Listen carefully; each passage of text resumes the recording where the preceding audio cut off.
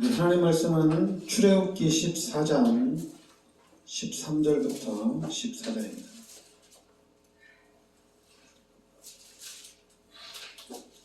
출애굽기 14장 13절 14절입니다.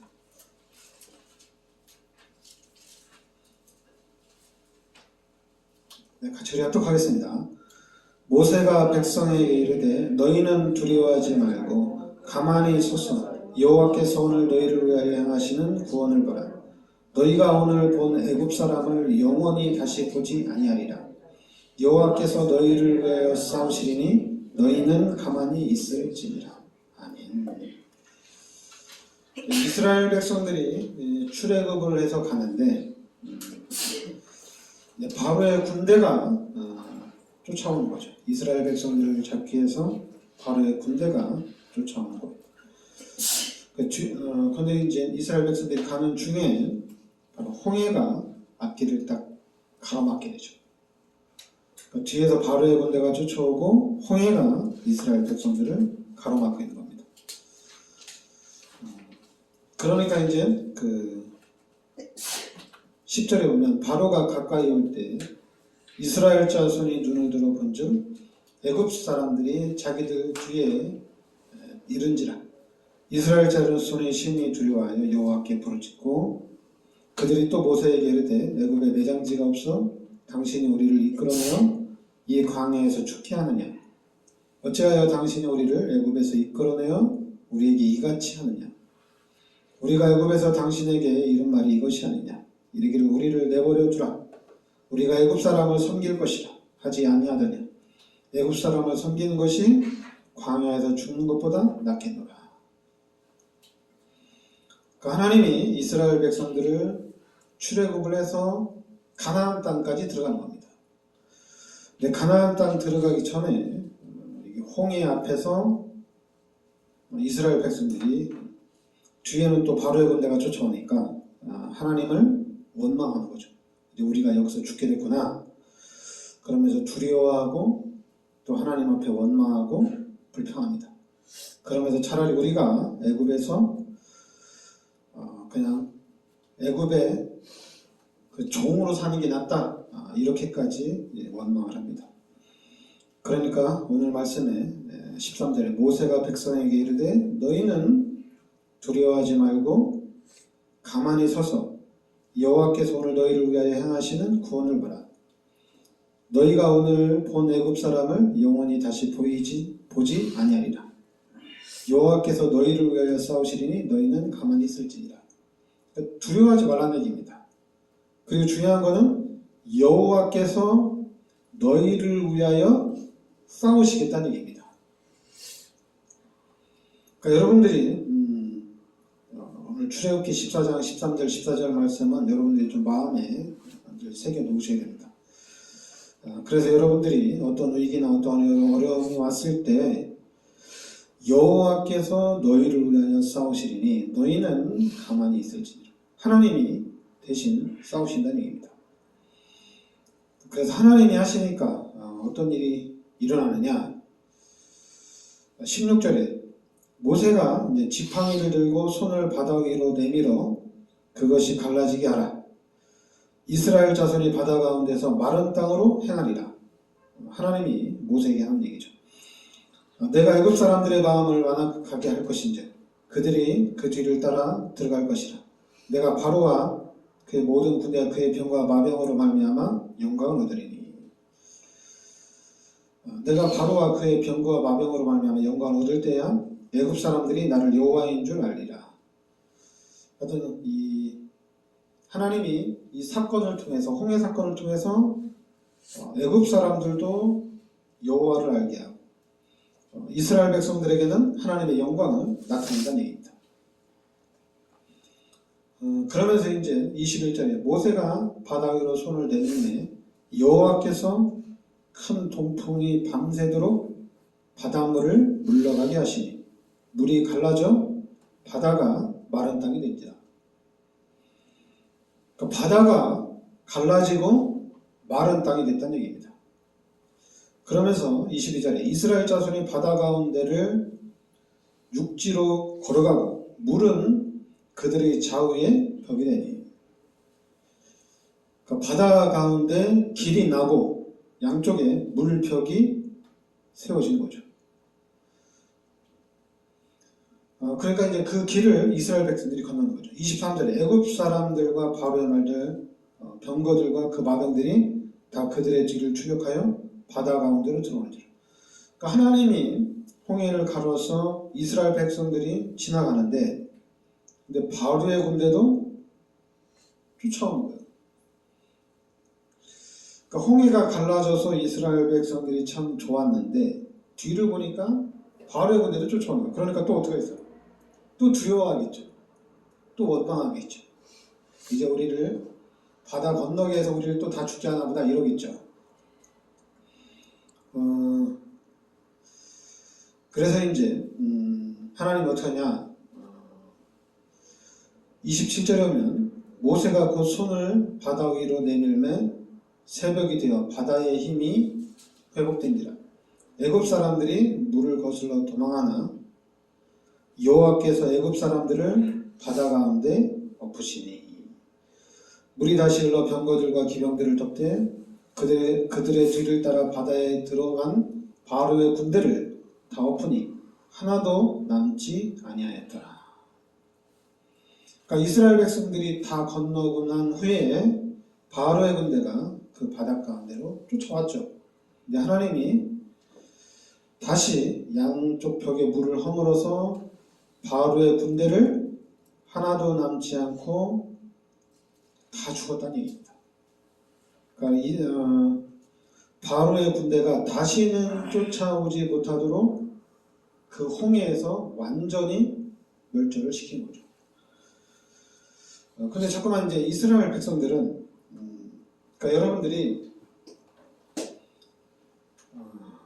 분명히 그 하나님이 이스라엘 백성들을 출애굽을 시켰죠.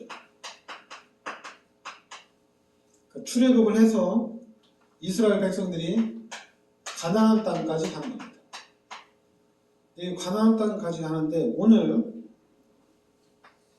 최고의 위기죠. 홍해. 최고의 위기를 만난 겁니다. 그러니까 위기를 만나는데 이 위기를 오늘 가만히 있어 여호와의 구원을 보라. 분명 하나님이 출애굽기 14장 13절부터 14절 이 위기가 왔지만은 하나님이 대신 싸우셨다는 얘기입니다. 여호와께서 우리를 위해서 싸웠다는 얘기예요. 그러니까 하나님이 우리를 위해서 싸우니까 어떻게 됩니까? 완벽한 승리가 되는 거예요. 부족함이 없어요. 완벽한 승리예요. 그러니까 우리가 신앙생활을 하는 데 있어서 진짜 하나님을 신뢰하고 하나님의 그 은혜를 늘 믿고 나간다면은 반드시 하나님이 오늘 말씀대로 하나님께서 역사를 하신다는 얘기입니다.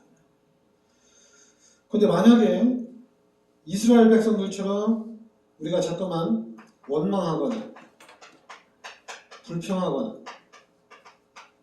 두려워하면은 하나님의 축복을 누릴 수가 없어요. 그런데 대부분 사람들이 원망하고 불평하고 두려워한다는 얘기입니다. 위기 앞에서. 그래서 자꾸만 하나님이 계신데 왜 하나님 나 안 지켜줍니까? 하나님 왜 나 안 도와줍니까? 이런다는 얘기예요. 그래서 하나님이 또 회복을 시켜주면 하나님 감사합니다. 또 하나님께 찬양하고 또 하나님께 영광을 돌려요. 그러다가 위기를 만나면 또 돌아가요.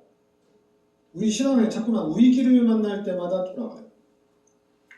그래도 이제 하나님이 역사를 하시면은 또 하나님께 찬양하고 또 영광을 돌려요. 그러니까 여러분들이 중요한 거는 믿음. 믿음이 확실하게 있었어요. 오늘 여호와께서 너희를 위하여 싸우시리니 너희는 가만히 있을지니라. 그러니까 여호와께서 너희를 위하여 싸우시니까 가만히 있으라는 얘기입니다. 하나님이 대신 싸워준다는 얘기예요. 그럼 우리는 거기에 대한 믿음을 지키고 있었는데, 근데 구약에 이렇게 많은 그런 증거들이 있지만은 이게 잘 안 되죠. 잘 안 돼요. 그러니까 여러분들이 그 하나님이 초신자가 왔을 때 하나님이 큰 사건을 주어서 그 초신자에게 믿음을 성장케 하느냐, 그렇게는 안 하죠. 여러분, 이 고린도전서 10장 13절에 감당할 수 있는 것만 하나님이 주십니다. 감당할 수 있는 것. 여러분들이 감당할 수 있는 시험을 하나님이 주셔요. 그러니까 감당할 것을 주기 때문에 당연히 우리가 싸우면은 이기게 돼 있어요. 근데 중요한 것은 또 안 싸운다는 얘기예요. 위기 앞에서 원망하고 불평하지 믿음으로 나아가지를 못한다는 얘기예요. 하나님은 감당할 수 있는 것을 줬는데, 그럼 감당할 수 있는 걸 줬기 때문에 그럼 당연히 싸우면 우리가 이기거든요. 근데 우리는 싸우지도 않고 미리 겁먹고 도망을 간다는 얘기예요. 근데 만약에 싸웠는데 이기지 못한다. 그럼 하나님은 피할 길도 예비를 하셨어요. 아무 문제가 안 돼요. 그러니까 우리는 감당할 수 있는 것만 주기 때문에 문제가 안 돼요. 감당하지 못할 거는 하나님이 안 준다는 얘기입니다. 그러니까 아무것도 문제가 안 되는 거예요. 여러분에게 어떤 위험이나 어떤 큰 문제가 와도 문제가 안 되는 이유는 감당할 수 있기 때문에 하나님이 주신 거예요. 근데 우리는 그거를 그렇게 그러니까 이 말씀을 여러분들이 기억하고 있어야 되는데, 이렇게 생각 안 하고 자꾸만 원망하고 불평하고 두려워한다는 얘기예요. 무서워한다는 얘기죠. 그리고 자꾸만 불신앙을 한다는 얘기예요. 그렇지 않으면 또 자꾸만 타협을 한다는 얘기예요. 왔다 갔다 한다는 얘기예요. 또 어떤 사람은 너무 율법적이고, 그리고 신앙생활 하는데 마태복음 16장 13절부터 15절을 보면 사람들이 너무 율법적인 신앙, 이런 게 너무 많아요. 그리고 또 기도 많이 하는 사람들 보면 너무 신비적인 사람들, 이게 너무 많아요. 그리고 또 이제 파괴적인 사람들도 있고, 또 어떤 사람들은 인본주의 쓰는 사람도 많고, 이런 게 너무 많아요. 교회 안에 이런 부분들이 가득 차 있어요. 진짜 하나님을 믿고 하나님이 대신 싸우는 것을 봐야 되는데 이게 거의 없어요. 그래서 우리 교회는 달라야겠다는 얘기입니다. 하나님이 하시는 걸 봐야 된다. 진짜 여호와께서 너희를 위하여 싸우시리니 너희는 가만히 있을지니라. 이 말씀대로 우리가 살아야 돼요. 하나님이 우리를 대신해서 싸운다는 얘기입니다. 그리고 당연히 우리가 감당할 수 있도록 하나님이 힘을 주신다는 얘기예요. 그리고 감당 못하면 피할 길도 열어주신다는 얘기예요. 그러니까 아무것도 문제가 안 되는 거예요. 그런데 우리는 그 현실 앞에, 그 위기 앞에 불신앙을 한다는 얘기입니다. 그 위기가 왔을 때. 그러니까 여러분, 그러니까 이런 부분들을 우리가 좀 잘 회복을 해 나가야 되는데, 근데 지금 모르겠어요. 지금 뭐 한국에는 지금 저쪽에 불 나가지고 또 난리도 아니고, 또 저쪽 미얀마에서는 또 지진이 일어나서 통계적으로는 얼마 안 되지만은, 근데 이제 미국에서 기자가 봤을 때는 한 10만 명이 죽지 않았을까, 이렇게 예상을 하더라고요. 통계적으로 나온 건 한 10,000명 이 정도인데, 왜냐면 건물이 다 무너졌으니까. 이런 일들이 지금 일어나고 있는데, 하여튼 여러분들 하나님이 하시는 걸 우리가 봐야 됩니다. 하나님이 하시는 걸 봐야 돼요. 그래서 여러분과 제가 진짜로 좀 신앙의 모델이 돼야 돼요. 잠깐만, 이런 신앙이 아니라 진짜 예수를 믿는 믿음을 우리가 좀 가져야 돼요. 그래서 우리도 이 말씀대로 하나님이 대신 싸우는 그런 삶을 우리가 살아야 돼요. 왜냐하면 하나님은 살아계신 분이고, 살아계신 하나님이 당연히 하나님의 자녀들을 축복해 주셔서 또 하나님의 자녀들을 통해서 하나님이 영광 받으시는 게 하나님의 목적이거든요. 그러니까 여러분들이 예수를 믿으면서 하나님 감사합니다, 하나님 너무 행복해요, 하나님 이거 도와주셔서 하나님 너무 하나님 찬양합니다, 그럼 하나님 기뻐하신단 말이에요. 근데 여러분들이 막 원망하고 불평하고 막 짜증내고 하나님이 계시다면 이럴 수 있냐, 이러면 하나님 어떻게 되겠어요? 하나님도 마음이 아프겠죠. 하나님 그러겠죠. 아니, 많은 증거를 줬는데 하나님 왜 그 증거는 못 보고 하나님이 널 도와주는 거는 모르고 왜 자꾸 이런 데만 위기, 어려움, 문제만 보느냐. 우리의 눈이 항상 그래요. 딱 사건 터지면 왜 나한테 이런 일이 일어났지? 우리가 평상시 이렇게 신앙생활 하면서 하나님이 이것도 해주고 저것도 해주고 그런 게 많아야 되잖아요. 하나님 나를 이렇게 사랑하시고 하나님 나를 이렇게 도와주는구나, 많아야 되거든요. 근데 희한하게 우리 기독교인들이 문제만 많아요. 문제만, 어려움만, 고통만 많아요. 그러다 보니까 자꾸만 하나님을 믿는 믿음보다는 종교적인 부분이 좀 너무 강해요. 그러니까 우리는 다른 거 하면 안 돼요. 그러니까 여러분들이 누구인지를 알아야 돼요. 이 창세기 1장 27절 28절이 우리입니다. 이게 우리예요. 이게 인간이에요. 우리 인간은 하나님의 형상대로 하나님과 함께 모든 축복을 누리며 살 수 있도록 창조된 게 우리 인간입니다. 그런데 우리 인간이 죄를 지면서 이 관계가 180도로 바뀌었어요. 그러니까 우리 인간은 하나님과 더불어서 하나님과 함께 살도록 창조가 됐는데, 이 창세기 3장의 사건을 통해서 180도로 바뀌었어요. 로마서 3장 23절에 모든 사람이 죄인이 됐고, 요한복음 8장 44절에 신분이 마귀의 자녀로 바뀌었어요. 그러니까 모든 사람이 죄인이고 하나님 떠나고 그 자리에 마귀가 들어와서 마귀의 종으로 탄 사람으로 바뀐 겁니다. 그럼 우리 인간이 여기서 빠져나오려고 하는데 빠져나올 수 있는 길이 있느냐? 없어요.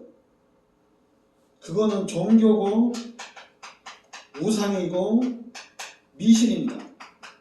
이거 가지고는 못 빠져나와요. 그런데 하나님이 창세기 3장 15절에 그리스도를 이 땅에 보내주셨다는 얘기입니다. 그리스도를 이 땅에 보내주셔서 우리의 모든 죄를 십자가에서 다 끝냈다는 얘기예요. 그리고 마귀의 머리를 박살내시고 하나님을 만날 수 있는 길을 열어주신 거예요. 그래서 우리가 이 예수 그리스도를 영접하고 하나님의 자녀가 된 거예요. 그리고 이제는 하나님이 함께하는 축복이 회복이 됐다는 얘기입니다. 그럼 이제는 우리는 이제 하나님과 함께 살아가면 돼요.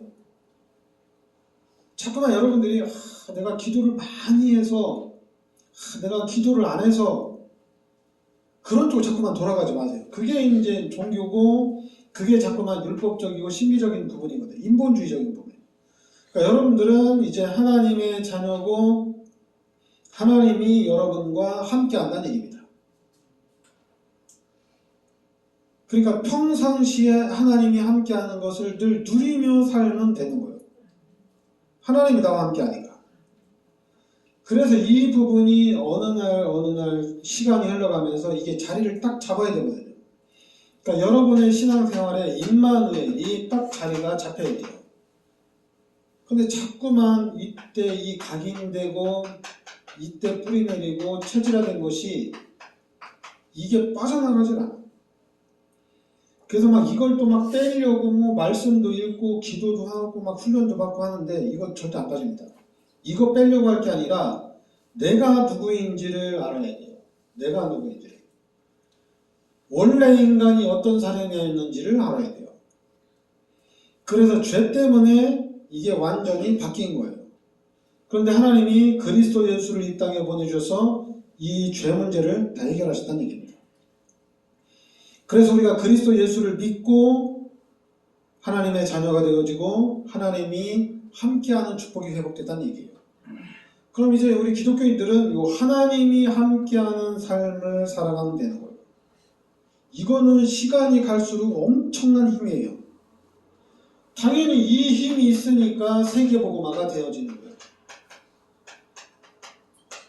이 힘 가지고 하는 겁니다. 그런데 우리는 자꾸만 착각해요. 아, 내가 돈을 많이 벌어서, 내가 축복을 받아서, 내가 이거 가지고 세계복음화 해야지. 뭘 이상한 소리 하고 있어요. 아니, 지금 이런 큰 위기를 만났는데, 내가 훈련받고 와서 내가 좀, 훈련받고 와서 내가 바로 이거들 무찔러야지. 아니, 훈련받고 오면 다 게임 끝났는데. 자꾸만 우리는 착각해요. 왜냐면 이 각인돼가지고, 내가 돈을 많이 벌어서, 내가 성공을 해서 세계복음화 한다. 아니, 말이 안 되죠. 아니, 다 하나님 건데 내가 노력해서 내가 힘 얻어서 내가 성장해서 내가 세계복음을 한다? 그게 지금 종교예요. 그 틀을 못 벗는 거예요. 그러니까 여러분들은 하나님의 자녀고 하나님이 함께 하신다는 얘기입니다. 그럼 여러분들을 통해서 하나님이 세계복음화를 이루어 나가신다는 얘기예요. 하나님이 이루어 나가신다는 얘기예요. 그러니까 성경에서 얘기하는 것은 하나님이 대신 싸운다는 얘기입니다. 그럼 우리는 하나님께 찬양하고 하나님께 영광 돌리고 그냥 하나님을 누리면 돼요. 그러니까 신앙생활은 이 사실을 누리면 되는 거예요. 근데 우리는 자꾸만 뭐 기도해야 된다, 뭐 성경책 읽어야 된다, 뭐 말씀에 집중을 해야 된다.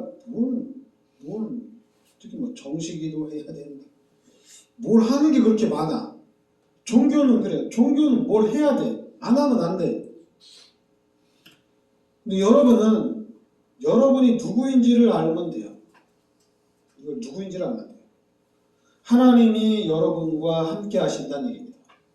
그럼 하나님이 알아서 우리를 지키시고 보호하신다는 얘기예요. 그러면 우리는 이제 알면 돼요. 하나님이 나를 지키시고 보호하는데 하나님이 나를 어떻게 지키시고 하나님이 나를 어떻게 보호하시는지 알아야 되겠죠. 알아야 되겠죠. 그럼 찾으면 돼요.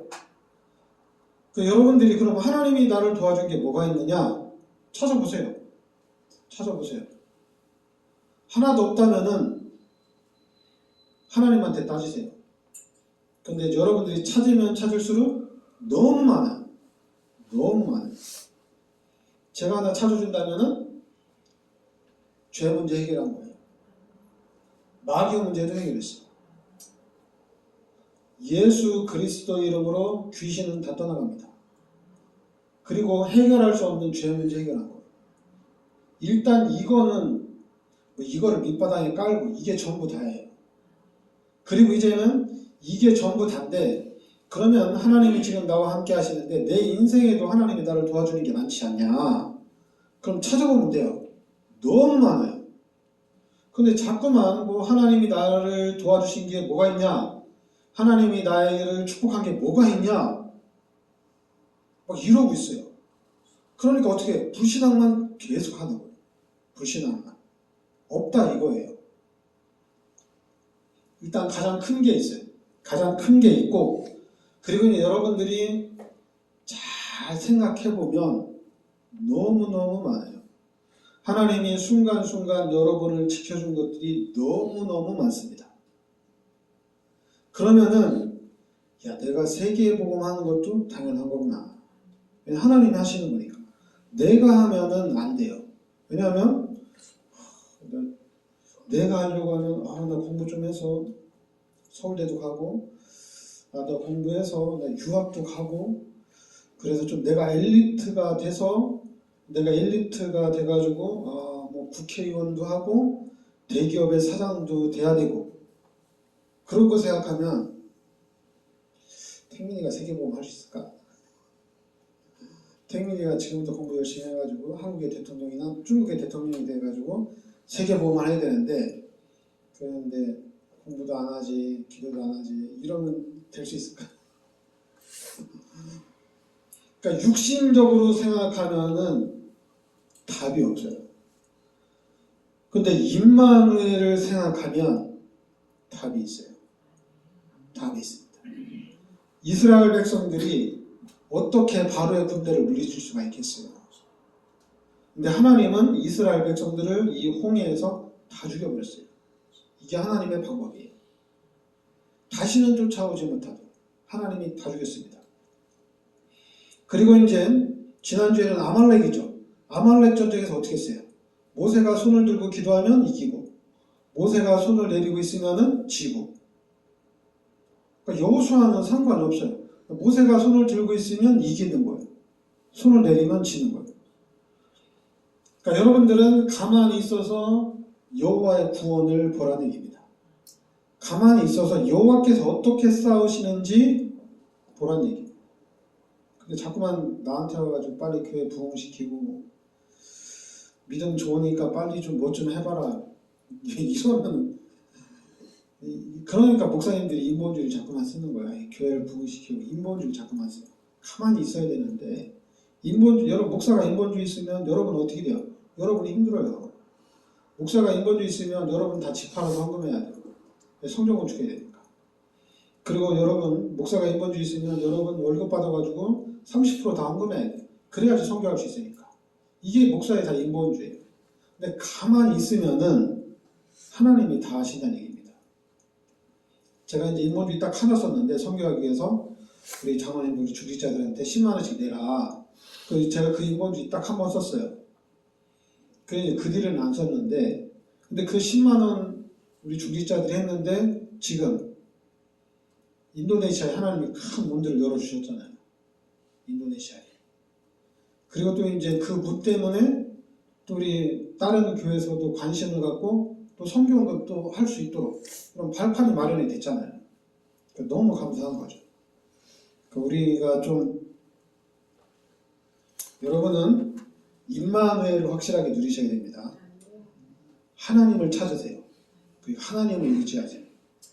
그러니까 먼 일 생겨도 하나님을 찾아. 자꾸만 뭔 일 딱 터지면은 내 인생은 왜 이러냐. 이게 아니에요. 뭔 일 딱 생기면은 하나님을 딱 붙잡으세요. 알았죠? 그러면은 답이 다 나와요. 아니 하나님이 홍해를 가르가지고 이스라엘 백성을 다 살렸는데 그럼 홍해를 가르신 하나님 지금 나와 함께 하시는데 뭐가 문제가 되겠어요? 아무것도 문제가 안 될 줄 믿습니다. 기도하겠습니다. 하나님께서 이스라엘 백성들을 홍해를 갈라서 이스라엘 백성들을 구원하셨습니다. 그리고 그 홍해에서 바로의 군대들을 다 수장시켰습니다. 분명히 하나님은 하나님의 방법대로 우리를 이끌어 가시는 줄 믿습니다. 우리 마음속에 성령으로 함께 하시는 그 하나님을 의지하고 하나님을 바라볼 수 있게 하여 주시옵소서. 그래서 그 하나님의 보호하심과 그 인도하심에 항상 감사하며 찬양하며 영광 돌리게 하여 주시옵소서.